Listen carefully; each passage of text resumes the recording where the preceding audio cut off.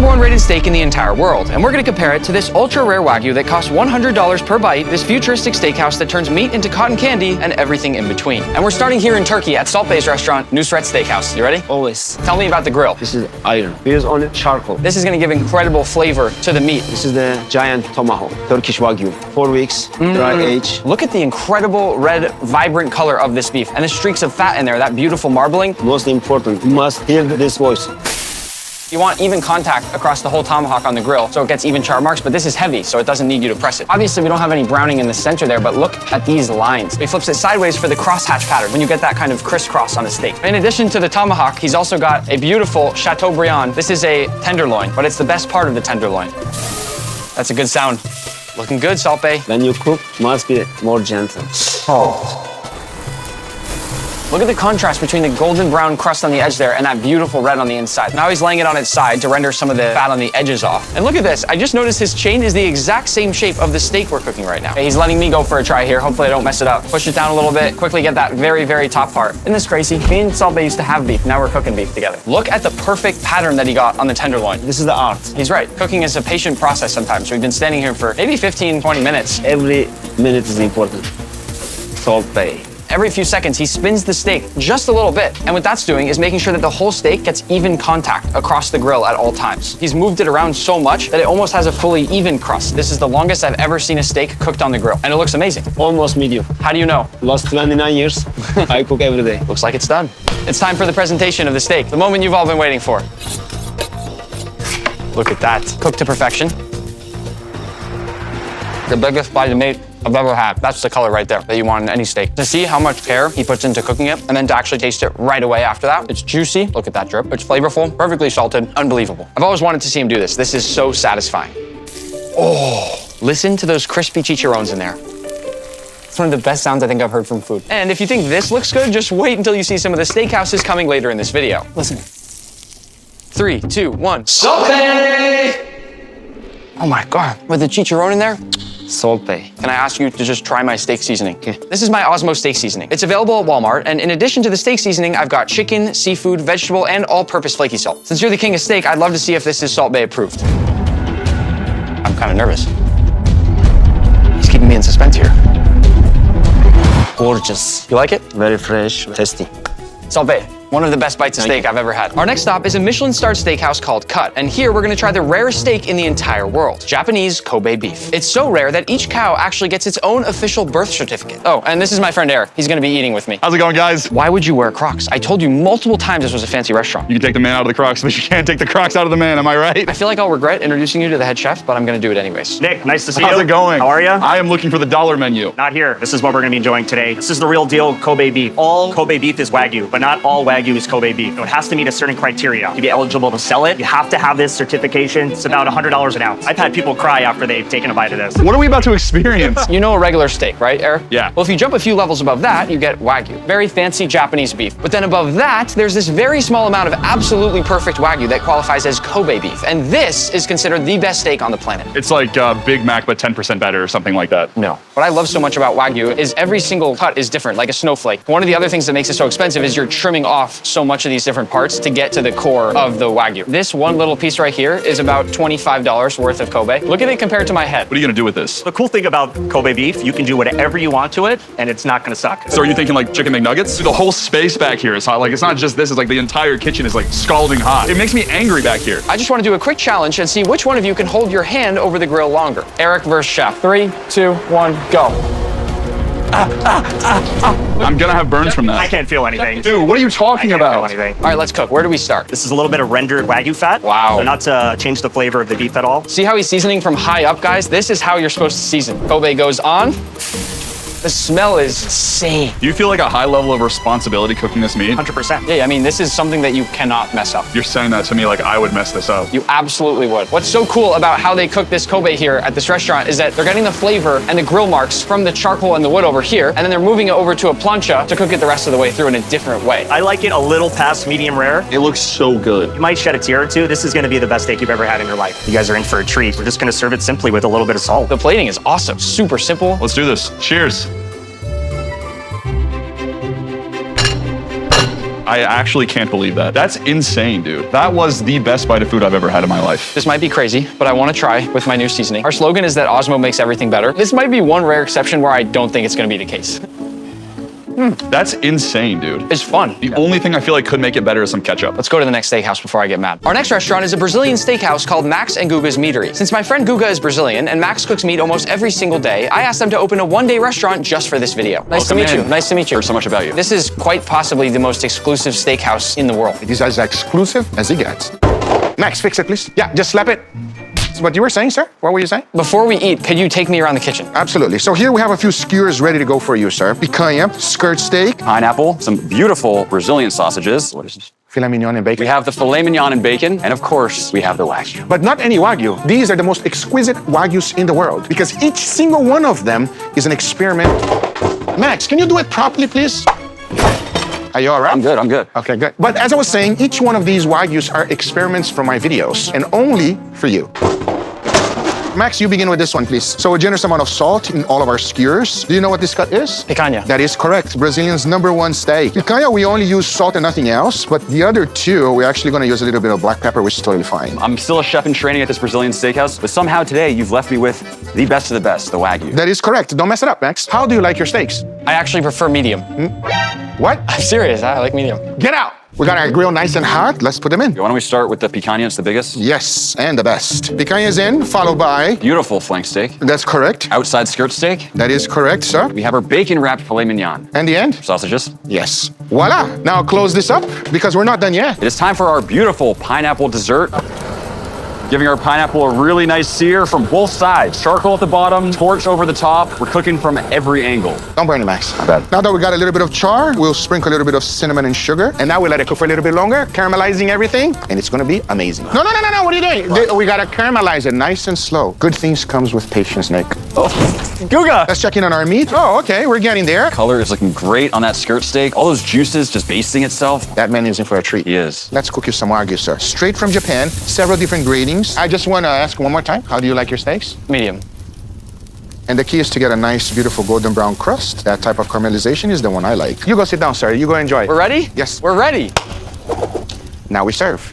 Here we got some picanha, sir. We have some beautiful flank steak. Nice and medium, just the way you like it, sir. Wow, that looks cooked really well. Oh my gosh. about that. You're gonna poke me in the eye. I apologize. The picanha is really good. Max. Lower it here to his table. So unprofessional. There you go, and then put it out. Yeah. Yes, chef. You just upgraded. Good job. It's cooked plenty. I'll double check for you.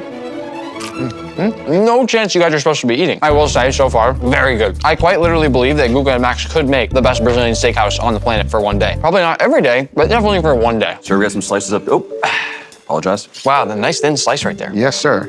Very good. I think you could use one more slice. You almost just poked my eye. Don't. That's Put it insane. down. This is actually so dangerous. I apologize. The marinade on this is fantastic. Very good, huh? This is the biggest plate of meat I've ever had at a Brazilian steakhouse. They actually did an incredible job. All right, I need you to try this one. It's a picanha, Wagyu A5, some of the greatest picanha this side of the Mississippi. Wow, that's incredible. Thank you. Good job, chef. And here we have the specialty, sir. Just a few pieces of Wagyu for you. Something is, oh, that's disgusting. We dry aged in durian. We like to experiment here, sir. It's like petrol. It's horrible. And of course, we have dessert, sir. This is caramelized pineapple. Dig in.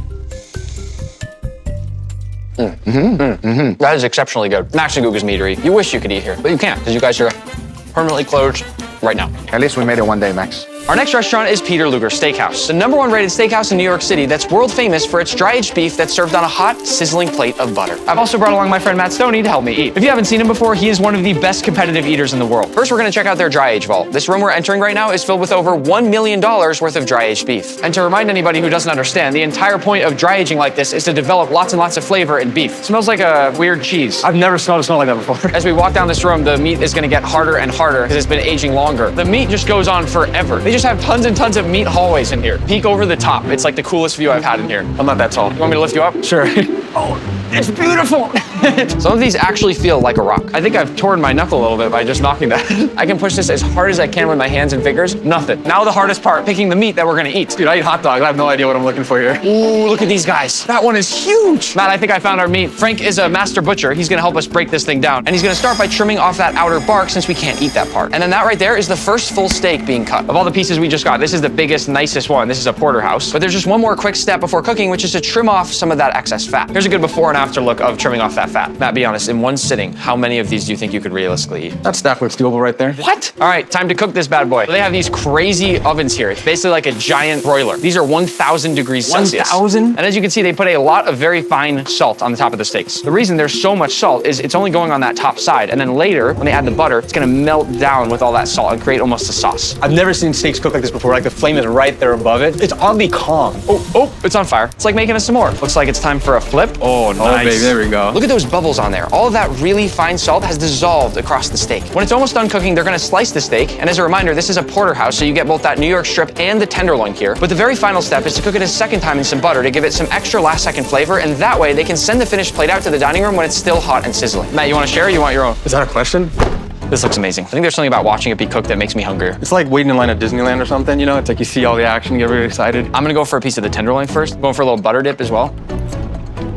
Dude, the butter's That insane. butter really good. I can taste the dry aged flavor. And the crust is crazy. I don't think I've ever had a steak like this before. Usually there's some sort of a flavor. This is like the most pure salt, butter. Well, that's the thing. The coolest part about the steakhouse to me is that the flavoring is all done in that dry age room downstairs. They don't need seasoning, but maybe they don't know about Osmo. We're moving on to Born and Bred, the 15th best steakhouse in the world, known for its Hanu beef, Korea's ultra-rare version of Wagyu that never leaves the country, which means I had to fly all the way here just to try it. And I've also brought along my friend Doobie to eat with me. 안녕. Ready? I'm ready. They're letting us first take a quick peek in their butchery, where they prepare all the beef for this experience. What differentiates Hanu versus other types of butchery is that the cuts are much more specified to really make sure you get that really nice texture and flavor all in one. What they're doing here with this beef is mostly letting the lines of fat guide where they cut so that they're not cutting through the actual meat. But what's really crazy to me about all this is that I'd never heard of Hanu before we started working on this video. It's such a well-kept secret in Korea, and that must be for good reason. This is amazing. Wow, so fancy. No, I didn't know it would be this fancy. The first dish we'll get to try is this steak tartare made from Hanu top round.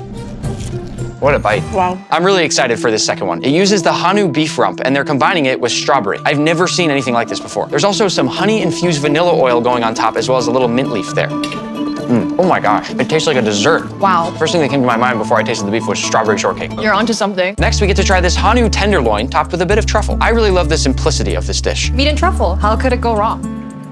That's a juicy fella. It tastes so pure, but the flavor is not very overpowering in a nice way. It's unlike any piece of beef that I've ever tried before. Before our next bite, it looks like we're getting a palate cleanser. Some mango with a little bit of black lime zest.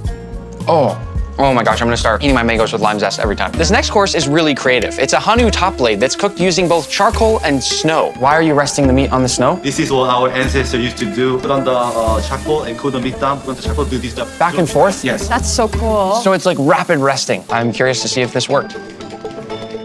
It's one of the best bites I've ever gotten. I'm not totally sure what this next course is, but it's being very carefully grilled in some traditional Korean paper. They're also constantly spraying it with water to keep it moist. He's untying it now, almost sort of like a Christmas present. Whoa, is it a perfect mix of beef and fish? I think it is. What's being smeared on top is a doenjang sauce. Doenjang is a Korean traditional bean paste that's been fermented for longer. And now he's using a torch to caramelize the sugars to really boost that flavor. It tastes like a hamburger patty with miso black cod. Nobu meets McDonald's. Getting close to the end of the meal now, we've got some hot pot using Hanu topped sirloin. I love how they're using every cut of beef in a completely different way. It tastes like a fresh garden. For me, it's the textural component of the vegetables. It's almost like noodles. The fresh wasabi and the fat together are really good. The final dish is a Hanu bulgogi, the national dish of Korean royalty. This right here is the dish I flew all the way to Korea for. This is making my mouth water. He's plating this with the beef drippings and the broth. What is this? It's a pansang, the Korean classic table fare. This is the highlight. Where do we start? I think I'm gonna go for a leafy green. We put our beautifully seared kalbi on top. We do a little bit of the marinated raw crab, a little bit of rice. You wrap it up. Boom, here we go.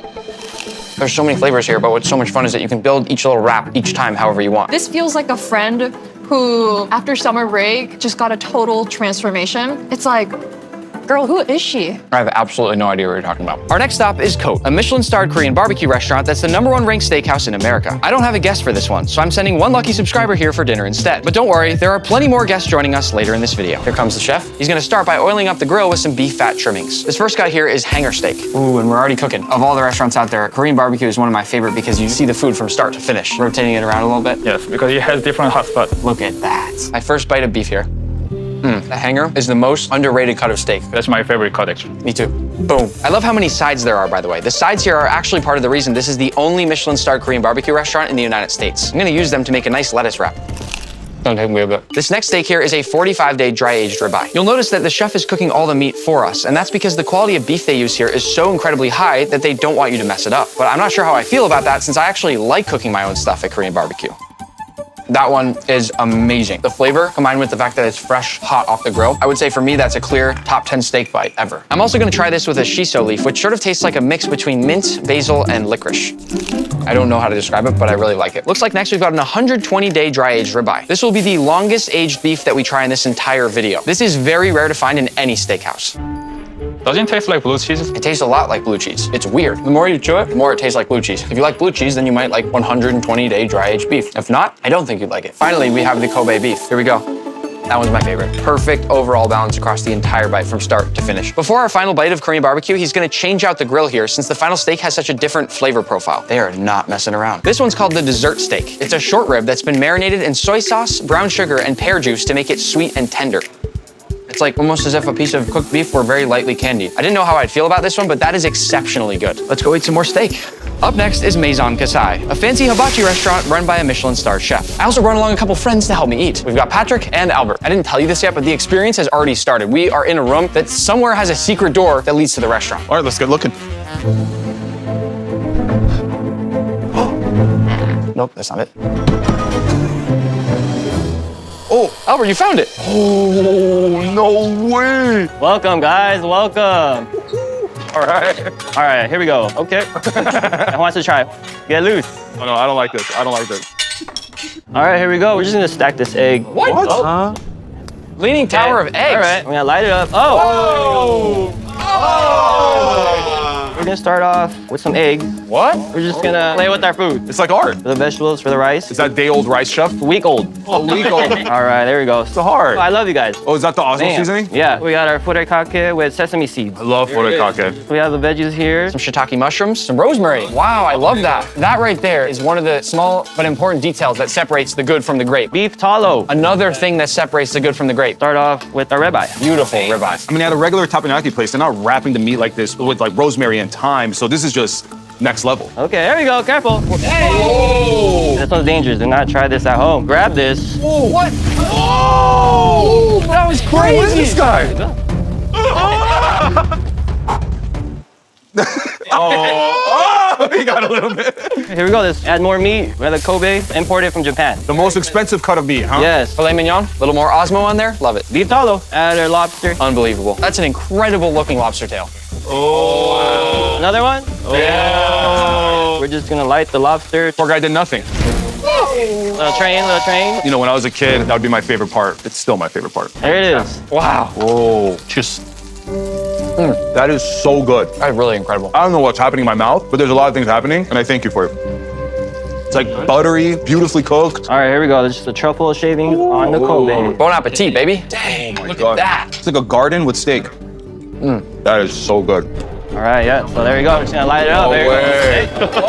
Thank you. Can I do a flip with that? Yeah, here you go. No, 100%. Let's head to our next restaurant. No, what? Up next is Gordon Ramsay's Steak, where we'll be trying Gordon's iconic beef Wellington. And Gordon himself actually sent along a little video to tell me exactly what to order. Hey Nick, it's Gordon. Now I hear you're on the lookout for the world's best steakhouses. Go to Gordon Ramsay Steak. I promise you, you'll love it. Maybe try the beef Wellington and then move away from steak and try that incredible seafood platter. Enjoy! I've also brought along my friend Q to help me eat. What's up, guys? First course incoming. We have our hamachi crudo here. We also have our prime beef sliders, prime beef tartare. Where do we begin? I'm gonna try a little steak tartare. That is up there with the top 2 or 3 steak tartares I think I've ever had. This is on my top 3. I don't even know the other 2. Another slider. So far, very, very enjoyable, all of it. When some people think of steak, they think of surf and turf. So before the turf, the beef Wellington, I wanted to try a little bit of surf. We're gonna set you up for your next course here. What? We have our iced shellfish platter. It's like a wedding cake. There you go. This is a mega seafood platter. It's got oysters, it's got clams, it's got shrimp, it's got lobster, it's got king crab. Best part, I know you love mini things. We got the mini Tabascos. Can you blame us for wanting to try this thing? I'm gonna start over in king crab land. They made it really easy to just slide it right out. Wow. I'm gonna do a little lesson for everybody on oyster etiquette. Give it a little bit of lemon, a touch of cocktail sauce, then slurp, chew it, enjoy it. You take that oyster shell and you flip it upside down. Which indicates that it's empty. I'm gonna grab a shrimp now. Everything's delicious. I don't know how you can't love this. You ready for the main event? This is it, Gordon's classic beef Wellington. It comes with a palm puree. That's a fancy way of saying potato puree, as well as a few different vegetables, a little beef glaze, and of course, the actual Wellington. Perfection. You'd think it'd be hard to cut because it's beef, but it is like butter. You gotta make sure you get that puree Oh man, it's iconic, it's delicious. So soft. It's got so many different textures. The crispy puff pastry on the outside and the creamy mushroom puree that's right inside that. And then the beef, of course, is a nice, beautiful, chewy texture. As it all comes together, it's the perfect bite. This is probably my 10th time having one of Gordon's Beef Wellingtons, and it is perfect every time. Every single time. Let's go to the next restaurant. We are now in Paris, France to try steak frites, and I'm here with my friend Charles, who's gonna say the name of the restaurant since I don't know how. L'atelier Entrecôte et Volaille. This is the #1 restaurant in Paris for steak frites, but what really sets it apart is their secret sauce that people fly from all over the world just to try. Bonjour. Bonjour. Oh, very French, your bonjour. This is a typical French bistro. Look at the wood, the mirror, and look also how the tables are really close together. When you eat, you are really close to stranger. But that's French. This is Antoine. He's the executive chef, and he's gonna take us through how they make their steak frites. He starts off simple by tenderizing the meat just lightly, and then adds a little sprinkle of salt. Listen. They put the meat on the grill for 1 minute, then he turned the meat 90 degrees. He's getting that nice checkerboard pattern on the beef. Now he takes the meat once it's finished cooking and brings it up to rest. While the steak is taking a nap, we're gonna see the fries. This is the secret. The fries are pre-cooked. And with this technique, you have an extra crispy fries outside and a puree inside. Into the hot oil we go. Again, the fries are already pre-cooked. We just need to basically crisp the outside now. And he's gonna give them a little shake to make sure they don't stick together.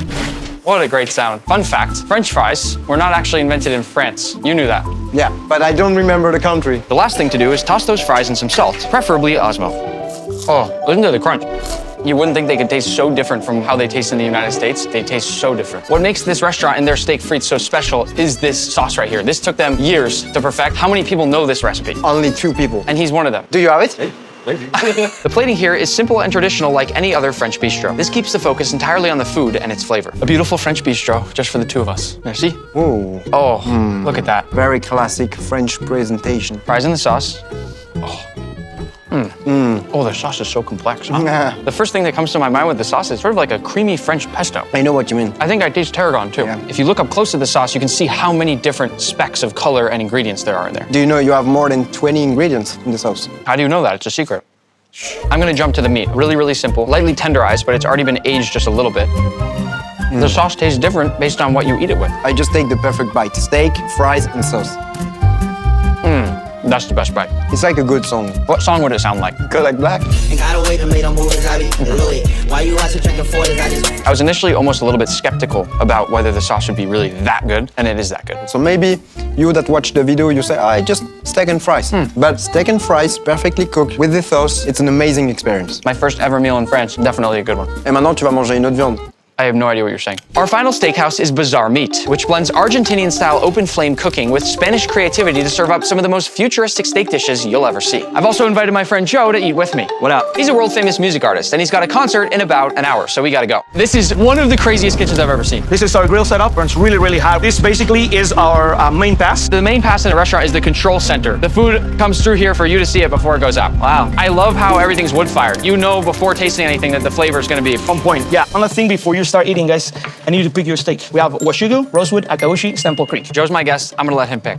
That one. Perfect. The first dish is a foie gras cotton candy. This looks crazy. Cheers. Cheers. Oh, that's interesting. You have that pillowy, melt-in-your-mouth texture of cotton candy. Then you have the corn nuts, which are crunchy. And then they have the soft and creamy foie gras. Kind of tastes like cereal. Like a foie gras-flavored corn flake. Yeah, kind of. Course number 2, Japanese A5 Wagyu air bread. I don't know if any of you ever watched the Netflix series Chef's Table, but this is the featured dish from that restaurant on that series, and it looks unbelievable. Oh, that's crazy. There's this very light, super flavor-packed cheese foam on the inside, and then the rest is just hollow. That's gonna be hard to beat. This one's called Neptune's Pillow. These are quite literally perfect pillows. You'll notice that it's tuna and not steak. I still think it's gonna be delicious. Oh, that's a 10 out of 10 crunch. That one went right off the charts. Dish number 4, classic steak tartare. It comes beautifully presented like this. With a little movie magic, poof, the beef tartare is all mixed together. You first, please. Little tartare sandwich. Who made a nicer sandwich, me or Joe? Cheers. It tastes like a really, really good soft hamburger. Very expensive slider. Course number 5, bison carpaccio. This one looks insane. Whoa, there's so much going on. You get hit with a little spice, you get a little bit of kind of blue cheese, you taste the celery, and the meat is so incredibly thin that it just kind of melts in your mouth. What's happening? We're going to Japan right now. Oh. We have omi beef, we have satsuma, and we have bushugu. Bushugu basically translates to beef of the samurai. So this farm used to feed the samurai back in the day. Today we are samurai. We're gonna go ahead and cook a couple of table sides. Listen to that sound. Going for a flip? Nice. These only sear for literally just a couple seconds on each side. This type of beef is so incredibly delicate, so you cannot overcook it. We're diving in. That is the definition of melt in your mouth. There's so much fat between the actual meat in each of these bites that it makes it break apart really easily as you chew. I feel like I'm back in Japan. Our final course, course number 7, is an akaushi ribeye, which I'm gonna top with a little bit of truffle. Make it rain. Honestly, I like eating steak with my hands. You like eating steak with your hands? Yeah. Then I'll try the same thing. incredible. The truffle too. For me, it's the exact level of dry aged flavor that I want. Not so much that I can't taste the actual flavor of the beef anymore, but not too little where it's just not there. Are you late for your show? One more bite.